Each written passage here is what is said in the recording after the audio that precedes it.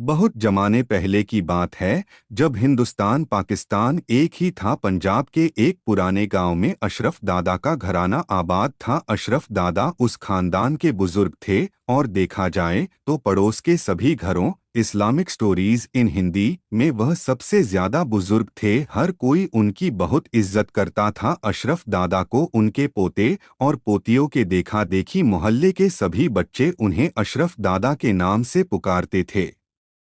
जहां पर उनका घर था उसके आसपास में तकरीबन 20-25 मकान थे। उनके सामने खेत, उन खेतों के पास में 3-4 पेड़ थे। क्योंकि यह पेड़ आसपास में ही थे, इसीलिए उनका साया बहुत घना और सुकून भरा था। बस सुबह होते ही अशरफ दादा उन्हीं पेड़ों के नीचे चारपाई बिछा लिया करते थे और दिन भर उसी चारपाई पर बैठकर हुक्का पीते रहते। दोपहर के वक्त उनकी बहुएं वहीं पर उनके लिए खाना ले आती। मगरिब की नमाज के बाद उनको उनके पोते घर की तरफ ले जाते। दादा के 4 बेटे थे। 2 की शादी उनकी बेगम ने अपने हाथों से की थी, फिर उनकी नेक बेगम का इंतकाल हो गया और बाकी दोनों बेटों की शादियां उनकी दोनों बहुओं ने देखभाल कर करवाई थी। अलबत्ता अशरफ दादा की कोई बेटी नहीं थी, लिहाजा उनकी बहुएं उनका सारा काम करती थी और अशरफ दादा सारा इस्लामिक स्टोरीज इन हिंदी दिन घर से दूर पेड़ के नीचे बैठे रहते। आते जाते अशरफ दादा को लोग सलाम करते, उनका हालचाल पूछते और फिर चले जाते। लेकिन अशरफ दादा की इस कदर शोहरत की वजह उनकी बुजुर्गी नहीं थी, बल्कि उनका कारोबार था जो कि सालों से चलता आ रहा था।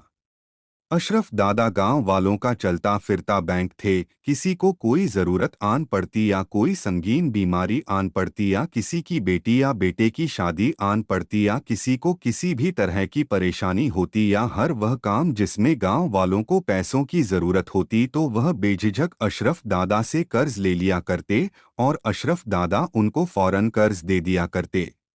बल्कि अशरफ दादा उनसे बहुत मोहब्बत से पेश आते और भला आते भी क्यों न। अक्सर दादा उस कर्ज के बदले अपनी मर्जी से सूद लगाते और यही कारोबार वह सालों से करते हुए आ रहे थे। उनके खटिया पर रखे तकिए के नीचे उधार की रकम खाते सूद की तफसीलात का एक रजिस्टर रखा हुआ था, जिसे वह एक पल के लिए भी खुद से अलग नहीं होने देते। अगर कभी बारिश होने लगती तो अपने पोतियों को इस कदर शोर मचाकर बुलाते जैसे कोई तूफान आ गया हो, मगर इस शोर शराबे का बस इतना मकसद होता कि उनका रजिस्टर गिला ना हो जाए। दादा अपनी रकम सूद समेत वापस लेने में खूब होशियार थे। उन्हें यह कारोबार करते हुए 40 से ज्यादा समय हो गया था। कोई भी उनसे रकम लेकर भाग नहीं पाया था। अशरफ दादा के उसी लालच और हवस में उनकी जिंदगी के दिन गुजर रहे थे। एक दिन गांव के स्कूल के मास्टर का अशरफ दादा के सामने से गुजर हुआ ब्लूटूथ सलाम उन्हें रोककर सलाम दुआ करने लगे। दादा ने उनको बुलाकर कुर्सी पर बैठने को कहा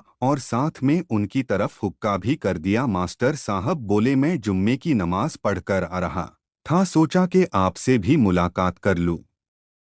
आपने तो कभी गलती से भी मस्जिद का रुख नहीं किया। दादा साहब यह सुनकर भोले, मास्टर साहब मुझे काम से फुर्सत नहीं मिलती। कभी किसी की रकम देनी होती है, कभी किसी से रकम लेनी होती है, कभी किसी का हिसाब लिखना पड़ता है। नमाज के लिए मेरे पास वक्त ही कहाँ है। यह सुनकर तो जैसे मास्टर साहब को आग ही लग गई। कहने लगे, दादा सूद खाना हराम है।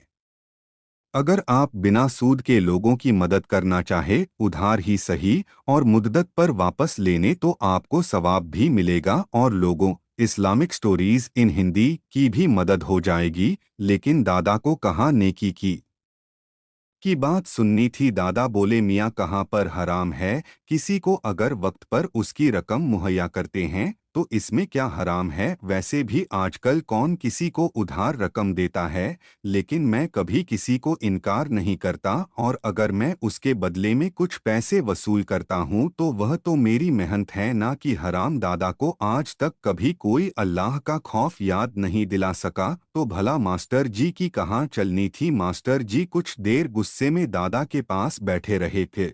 कुछ देर बाद दादा से रुखसत चाही। अगले रोज उनकी बड़ी बहू उनके लिए खाना लेकर आई।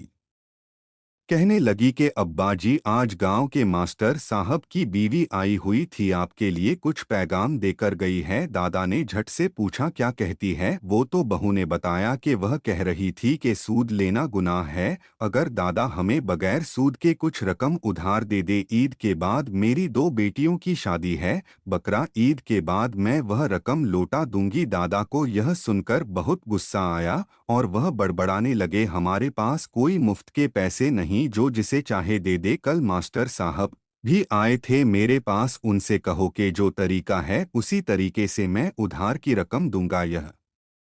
यह साबान का आखिरी दिन था और फिर रमज़ान का महीना शुरू हो गया। अशरफ दादा रोज़ा भी नहीं रखते, अलबत्ता इफ्तार करने में उनका कोई जवाब ना था। लेकिन अभी 15 रोज़ ही गुजरे थे कि दादा के गुर्दों में तकलीफ शुरू हो गई, जिसकी वजह से वह काफ़ी तकलीफ में चले गए। उन्हें सारी सारी रात तकलीफ के मारे गुजर जाती। चारों बेटे बाप की बीमारी से बेहद परेशान थे। आखिर वह घर के बड़े बुजुर्ग थे, उनकी जरा सी आवाज़ पर घर के सारे लोग कतार में खड़े हो जाते हैं। लेकिन दादा तो रोज़ बरोज़ कमज़ोर होते जा रहे थे। कमर बिल्कुल चारपाई से लग गई। दादा की चारपाई अब दिन रात घर में लगने लगा और दादा भी उसी चारपाई पर पड़े रहते। अब तो उनमें बैठने की भी ताकत नहीं रही। एक दिन दादा सुबह से ही किसी संगीन सोच में गुम थे। शाम को जब चारों बेटे घर लौटे तो उन्हें अपने पास बुला लिया और उन्हें कुछ देर समझाते रहे। फिर उनके बेटों ने उनको चारपाई पर से उन्हें उठाकर बिठा दिया और जहां चारपाई रखी थी उसके चारों पाए के नीचे मिट्टी खोदने लगे। कच्चा फर्श था, इसलिए वह हाथों से मिट्टी खोदेते रहे। कुछ देर के बाद कमरे में 4 गड्ढे खोद दिए और चारों पाए के नीचे कम से कम 3 फुट गड्ढा कर दिया। उसमें से 4 पोटलियां निकली। जब बेटों ने उन्हें खोला तो उसमें से सोने और चांदी के बेशुमार सिक्के निकले। बेटों की आंखें लालच से चमकने लगी। वह जल्दी से सारा माल कमरे में हिफाजत से रखाए। अब तो यह रोज का मामूल बन गया। बाप रोजाना घर के किसी कोने की निशानदेही करता और बेटे उस जगह पर खोज के दबा हुआ खजाना निकाल लेते। इसी तरह ईद भी आ गई। वह उनकी जिंदगी की सबसे हसीन ईद थी। चारों बेटों की तो जिंदगी चमक गई, लेकिन ईद के 2-4 दिन के बाद अचानक दादा की तबीयत ज्यादा खराब हो गई और अब तो उनसे बोला भी नहीं जा रहा था। उनकी जैसे आंखों में ही जान अटक गई। बेटों से कुछ कहना चाहते थे लेकिन कुछ कह नहीं पा रहे थे। बेटे बाप का इशारा समझ रहे थे, इसीलिए वह बाप को चारपाई समेत उठाकर घर में घुमा रहे थे। बाप कब किसी कोने का इशारा करें तो वह उस जगह को खोदकर वहां से दबा हुआ खजाना निकाल सके। जैसे ही वह गुसल खाने की तरफ से गुजरे, दादा को तो जैसे मौत के फरिश्ते नजर आने लगे हो। उनकी आंखें जैसे बाहर की तरफ निकलनी शुरू हो गई। अचानक यह सब कुछ छोटे बेटे ने देख लिया तो फिर जोर से बोला कि बाबा का इशारा गुसल खाने की तरफ है। सबने चारपाई वही छोड़ दी और लगे गुसल खाने की तोड़फोड़ करने और पीछे की दीवार के नीचे अब तक का सबसे बड़ा खजाना मिल गया। सारा का सारा घर खजाने की तकसीम में लग गया। उधर उसी दौरान दादा की रूह कब्ज हो गई। अगले रोज अशरफ दादा का जनाजा ले जाया गया। दफनाने के 2 दिन बाद किसी शख्स ने आकर बताया कि दादा की कब्र में बड़ा सा सुराख हो गया है और उसमें से काले रंग का बड़ा सा सांप मुंह निकाले देख रहा है।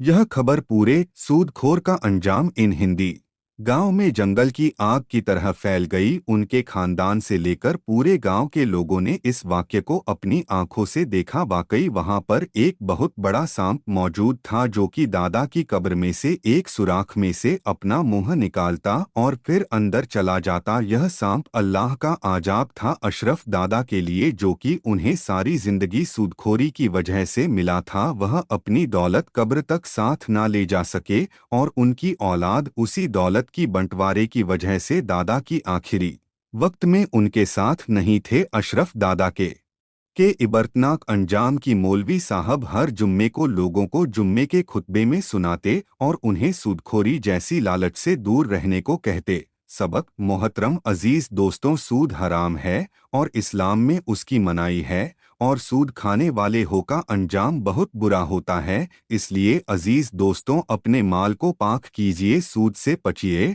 और अपने खानदान को बचाइए।